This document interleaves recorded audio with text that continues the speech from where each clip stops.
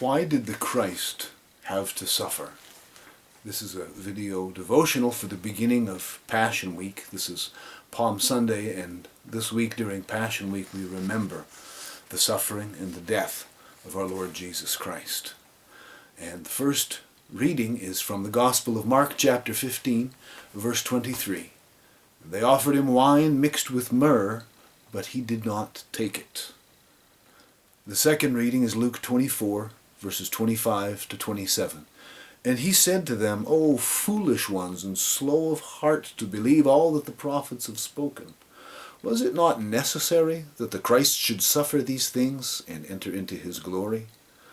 And beginning with Moses and all the prophets, he interpreted to them in all the scriptures the things concerning himself. So why was it necessary for the Christ to suffer? In the time of Christ, there was a group of kindly women in the city of Jerusalem that would mix up a painkiller drink that they would give to men who were about to be crucified. They were men being executed. They were going to die, but they thought that it would be a service to God if they could help diminish the sufferings of these men as they died. But when they offered this drink to Jesus, they would take a sponge and soak it and give it to the men. And when Jesus tasted what it was, when he tasted that it was a painkiller, he spit it out. Why did he do that? Why was it necessary for the Christ to suffer? 3 reasons. 1, to reveal the truth that sin causes the suffering of the innocent. And the second, we need to behold the crucified because we get so conditioned to the stink of sin. And third is because you and I suffer. Number 1, to reveal the truth that sin causes the suffering of the innocent. Now we see this in our everyday lives. Who really suffers from the sin? We suffer a little, our loved ones suffer a lot. Our selfishness, our sharp tongue, our greed, our quickness to judge without knowledge.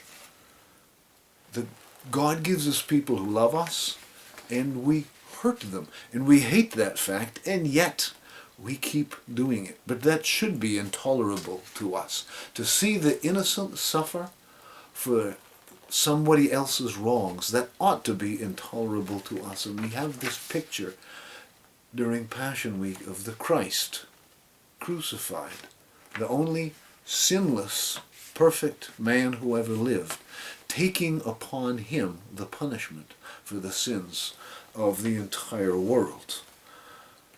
Second, we need to behold the man because we get so conditioned to the stink of sin. And remember, by sin, I don't mean some hidden arbitrary list of do this and don't do that. I mean what we all know to be wrong. When we know it's wrong and we do it anyway because we want to. Sin is destructive behavior. What does sin destroy? Relationship. Sin destroys our relationship with God. Sin destroys our relationships with others. And it destroys our relationship with ourselves. We no longer even know who we are. But we get so conditioned to this because we live with it. When my family used to travel down to Harbinger Bible Conference, we used to go along Route 2 through Maine and through a couple of little towns called Rumford in Mexico where there were pulp mills. And the stench was so bad that even if it was the middle of the summer, we had to roll the windows up because it would just about burn the hair out of your nose.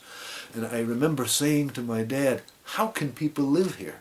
How can people live all throughout the year in this incredible stench? And Dad says, I know people who live here and they don't smell it. You get conditioned to it. You don't realize anymore that it's there. Your brain just kind of ignores it because it's always there. And when a thing is with us every day, we begin to think of it as normal, and we begin not to notice it. Sins. We get conditioned to the fact that human beings all over the world right now are harming each other, oppressing each other, abusing each other, committing horrible acts of cruelty, committing atrocities, genocide, laying waste the earth that God has given us. But it's always happening, so we don't feel the shock of it anymore. But we see that in the Christ, the perfect man who did no sin and yet suffered. The third reason that the Christ had to suffer is because you and I suffer. And Christ, suffering himself, took not only our death, but our suffering with him to the cross. And when he came out of the grave, immortal, alive forevermore, he had conquered not only death, but suffering. And when he returns and establishes his eternal kingdom, there will be no more death, there will be no more suffering, and we will be totally free from the sin that we hate. During Jesus' trial before Pontius Pilate, Pilate had him whipped, and he's bruised and he's bleeding. He's wearing a crown of thorns, and they've wrapped a mock purple robe around him and said to him, "Hail, King of the Jews." And Pilate brought him out before the crowd, thinking that they would feel pity in their heart for this man and not demand his execution. And when he brought Jesus out, he said, "Behold the man. Look at him." I'm not sure Pilate really knew what he was saying. But the truth and the power of that message echoes down through the centuries. We need to behold the man.